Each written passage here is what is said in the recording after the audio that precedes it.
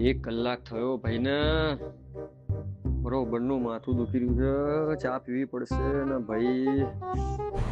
બે ભાઈ કચ્ચપ થઈ ગયું લા. ઓલા રમીલા માસી ને 13 નંબર વાળા એમનો નાના 14 નંબર વાળા અંજલિ બેન નો ઝઘડો થઈ ગયો મજબૂત. ગઈકાલ લા નથી બબલ થઈ હતી સાંજે અવાજો આવતા હતા બહુ.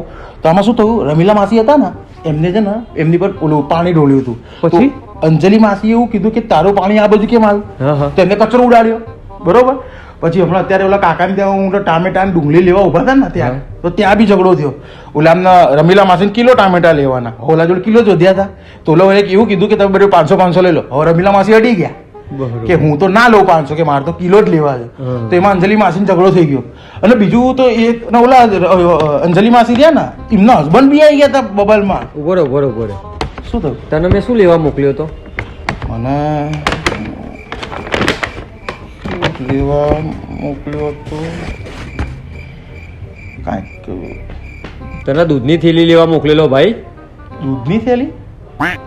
હા નહીં, ચાણી પીધી આપણે સવારની. તો ભાઈ જે કામ કરવા માટે મોકલ્યો તો એ માટે કરને ભાઈ.